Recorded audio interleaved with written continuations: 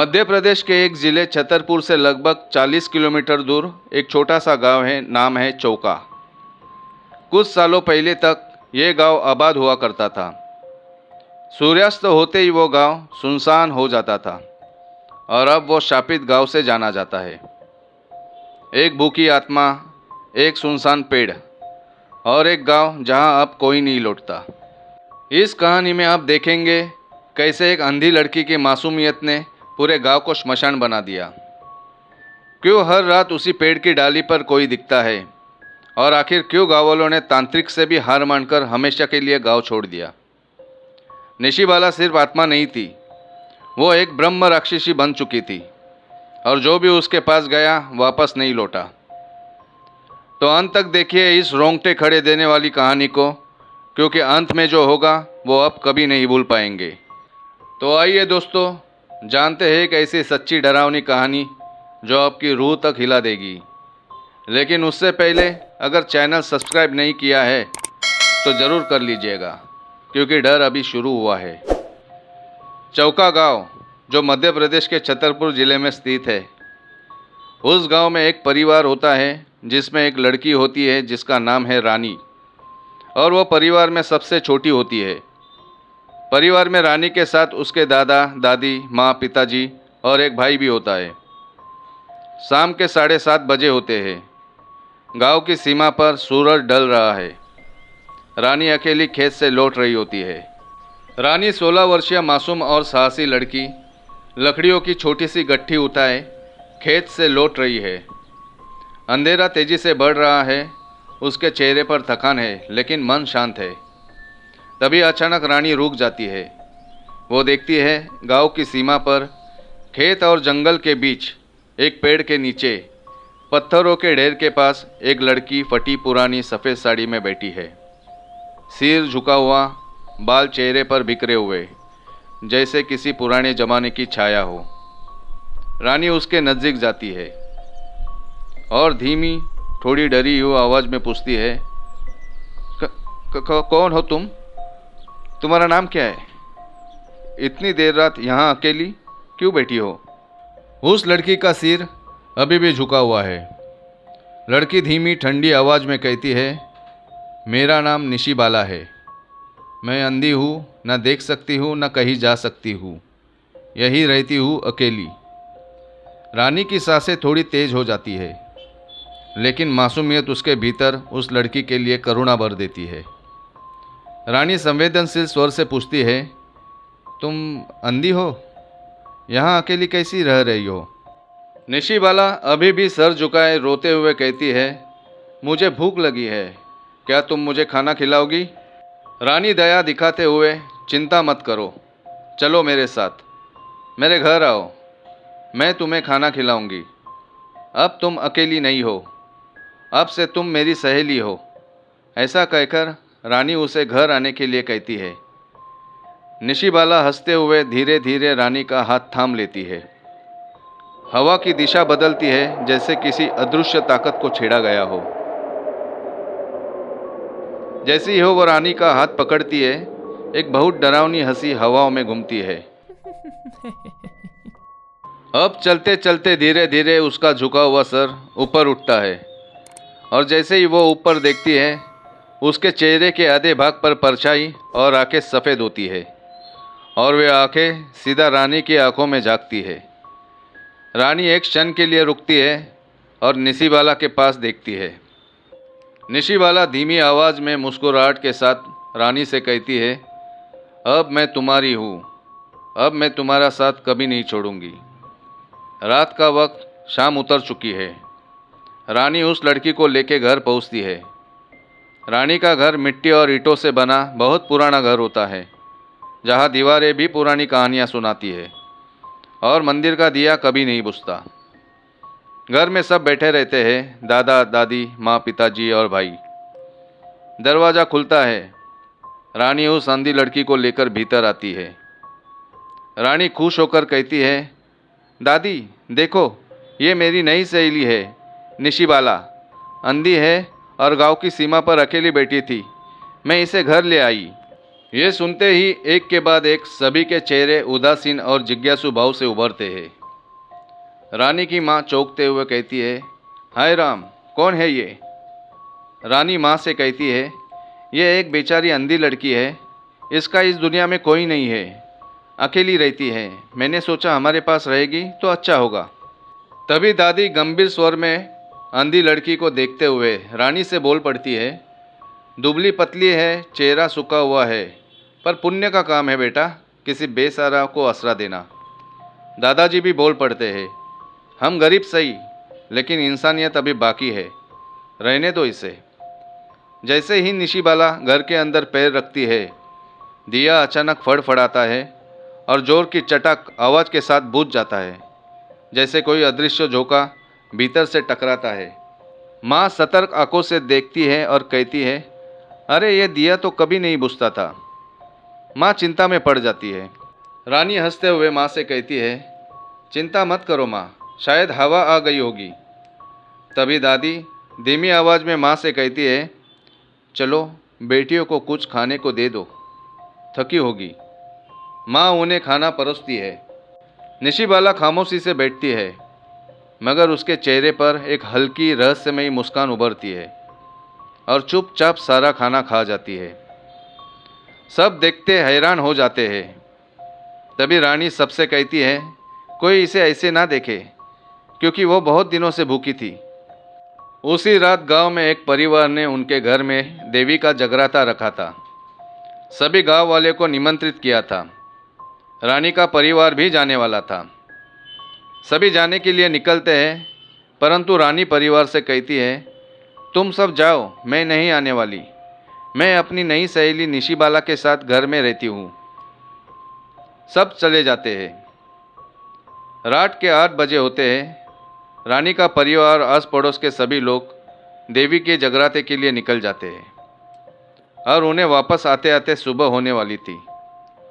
रानी और निशिबाला अब अकेले ही घर में होती है। रानी घर का काम करके निशिबाला को सो जाने के लिए कहती है और खुद भी सो जाती है। रात के समय 2 बजे, रात गहरा चुकी है। बाहर चारों ओर गुफ अंधेरा और खामोशी छाई हुई है। घर में सिर्फ निशिबाला और रानी। रानी बिस्तर पर लेटी है, गहरी नींद में। रानी को उसके कानों में अजीब सी फुसफुसाने की आवाज़ सुनाई देती है और एक झटके में उसकी नींद टूटती है। रानी हड़बड़ाकर उठती है, देखती है निशिबाला उसके पास बैठी रानी को बिना पलक झपकाए घूर रही है, आंखें पूरी तरह सफ़ेद और गहरी। रानी कांपते स्वर में पूछती है, तो तुम सोई नहीं क्यों? तुम ऐसे क्यों देख रही हो? तुम्हें तो दिखता नहीं है ना? निशिबाला धीमी आवाज़ में कहती है, मुझे प्यास लगी है, पानी चाहिए। रानी उठती है और मटके की तरफ बढ़ती है, पर उसके दिल की धड़कन तेज होती जाती है। हर कदम पर उसे ऐसा लगता है कि उस लड़की की नज़र उसके साथ घूम रही है। रानी मन में सोचती है, ये अंधी है, लेकिन इसे सब कुछ दिख रहा है। और वो मटके से पानी लेके जैसे पीछे मुड़ती है, निशिबाला अब बिस्तर से उठकर ठीक उसके सामने हवा में 2 इंच ऊपर तैर रही होती है। रानी का चेहरा डर से पीला पड़ जाता है। रानी धीरे और घबरा कर कहती है, तुम देख रही हो मुझे? तुम तो अंधी हो ना? निशिबाला हंसते हुए भयानक स्वर में बोलती है, अब देख सकती हूँ। तुमने मुझे बुलाया, अब कैसे जाओगी मुझे छोड़कर? निशिबाला की आंखें सफ़ेद से लाल हो जाती है और आंखों से खून की बूंदें बहने लगती है। उसके बाल अब उलझे और जले हुए लगते हैं। उसकी मुस्कान इंसानी नहीं, एक राक्षसी हंसी लगती है। रानी घबराकर पीछे हटती है और कांपती हुई आवाज़ में रोते हुए कहती है, मुझे मत देखो। तुम कौन हो? क्या हो तुम? अब निशिबाला पूरी तरह चुड़ैल के रूप में होती है और गहरी आवाज़ में बोलती है, मैं वही हूँ जिसे तूने अपनाया। अब मैं तुझे मेरे साथ लेके जाऊंगी। रानी चिल्लाती है, माँ बचाओ, और दरवाजे की ओर घर के बाहर दौड़ती है। पीछे पीछे वो शैतानी चुड़ैल उसका पीछा करती है। डर के मारे रानी भागती रहती है। पीछे से आवाज आती है, तुमने मुझे अपनाया, अब मैं तुम्हारी हूँ। मैं तुझे नहीं छोड़ूंगी। अब रानी भागते भागते थक जाती है। रानी घबराई कांपती आवाज में बड़बड़ाती है, वो इंसान नहीं है, शैतानी डायन है। मुझे जल्दी कहीं तो छिपना होगा। और वो एक विशाल पुराने वटवृक्ष के नीचे छिप जाती है। अब चारों ओर सन्नाटा। रानी पसीने से लटपट पूरी तरह से घबराई हुई थी। कुछ देर बाद रानी को कुछ महसूस हुआ कि जैसे कोई उसके ठीक पीछे फुसफुसा रहा हो। वो धीरे धीरे घबराते हुए पीछे मुड़ती है तो उसके होश उड़ जाते हैं। वो देखती है वही शैतानी निशिबाला उसके पीछे सर झुकाए खड़ी थी। रानी जोर से चीखती है, लेकिन रानी हिम्मत नहीं हारती है। खुद को संभलते हुए वो वहां से भाग निकलती है। दौड़ते दौड़ते वो गिरती है। उसके पैरों में कांटे चुभते हैं, कपड़े फटते हैं, लेकिन उसके पीछे से हवा में भयानक हंसी गूंजती रहती है।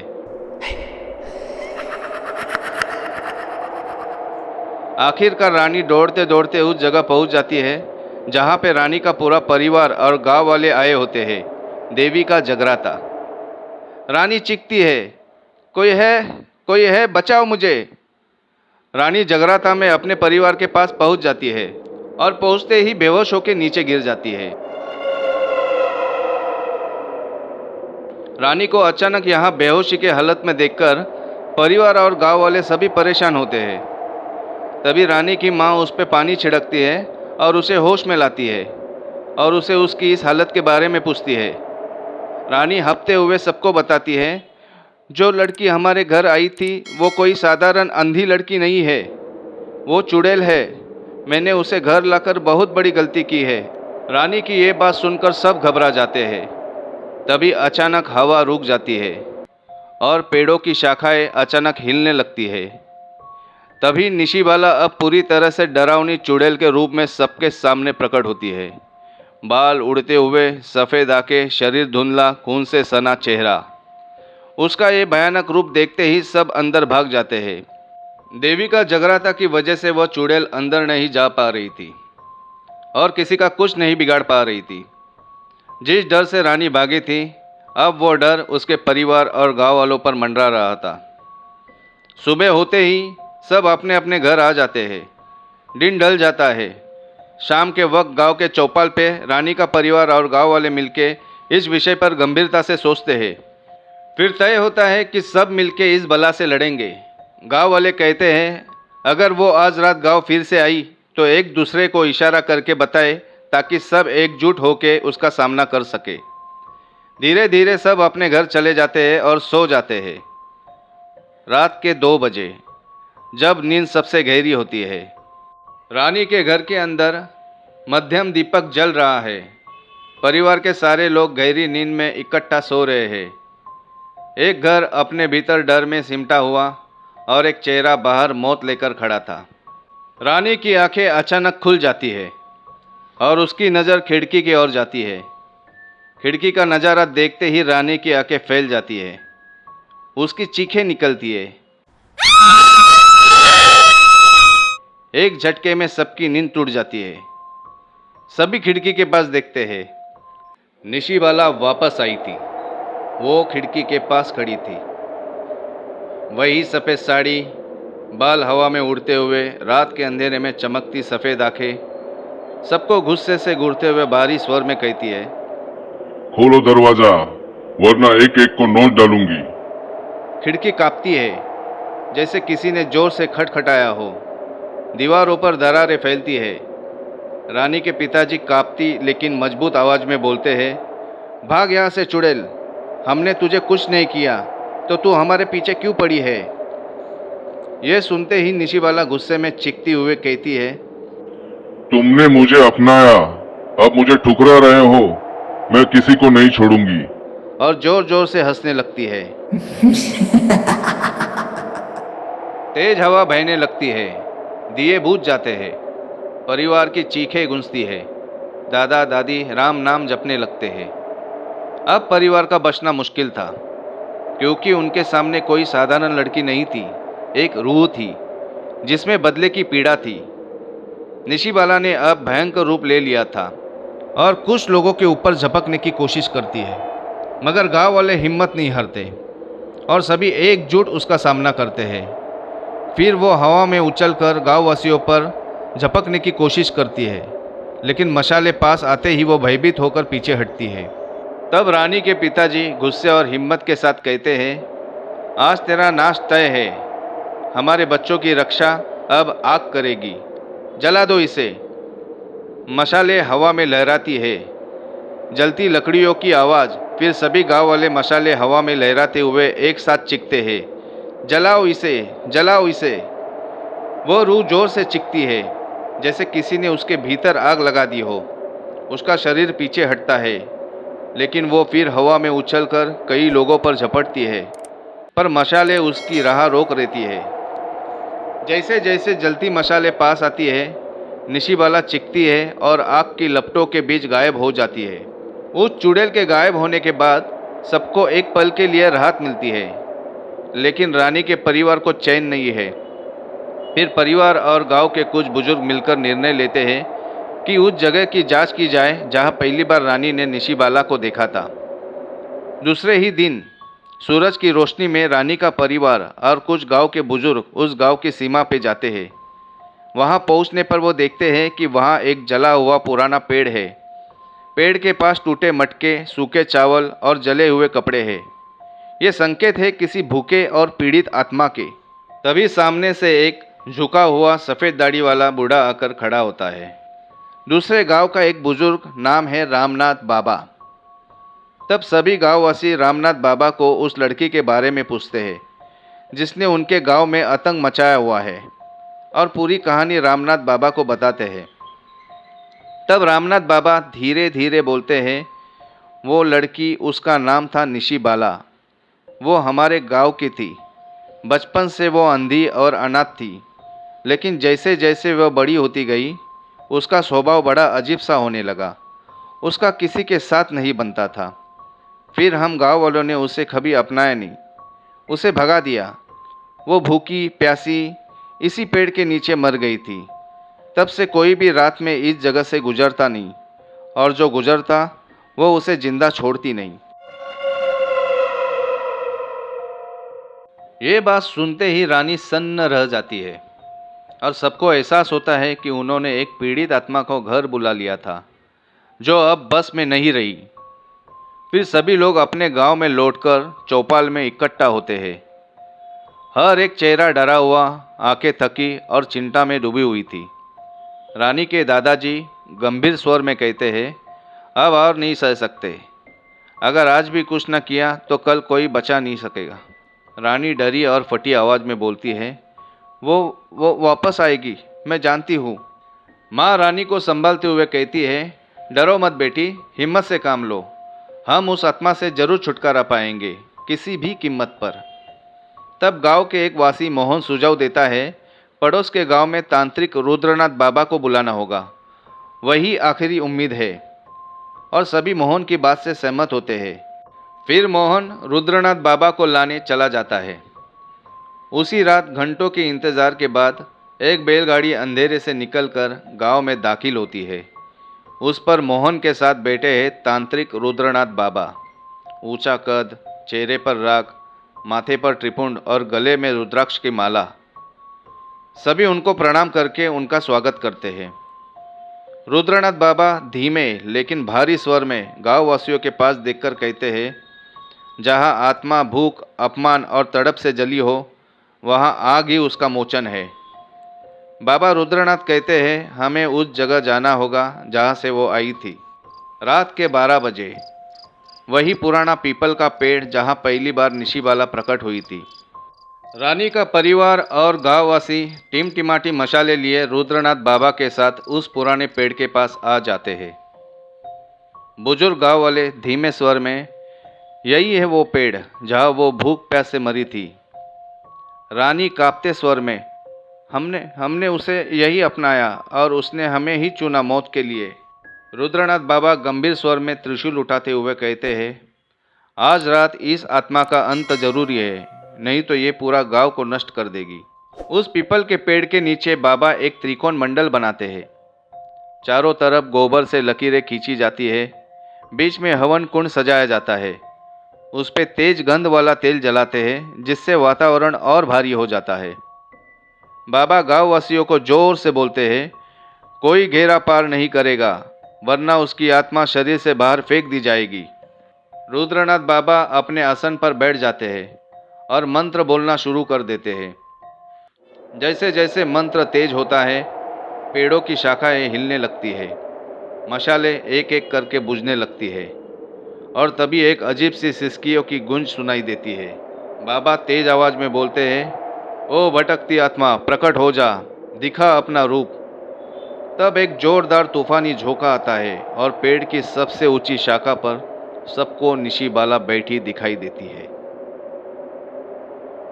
अब बिना पलक झपकाए ऊपर से सबको घूर रही है। चेहरा आधा झुलसा हुआ, उसके बाल हवा में उलझे और शरीर में धुआं निकल रहा है। निशिबाला दहाड़ती है, तुम सब ने मुझे मारा, अब मैं तुम्हारी आत्माएं पी जाऊंगी। और हवा में तैरते हुए मंडल की ओर आ जाती है।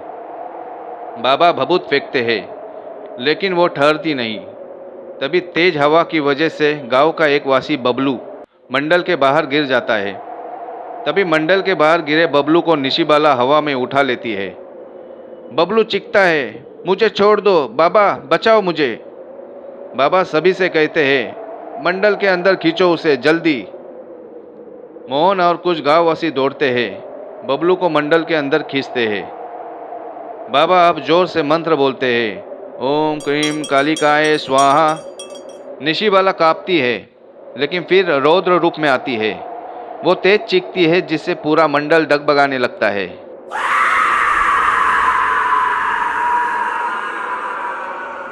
कुछ पत्थर हवा में उठते हैं और बाबा पर गिरते हैं। बाबा घायल होते हैं, फिर भी बाबा हिम्मत नहीं हारते।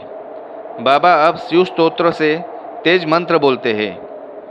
हवन कुंड में राख, नींबू और गंगा जल का मिश्रण डालते हैं।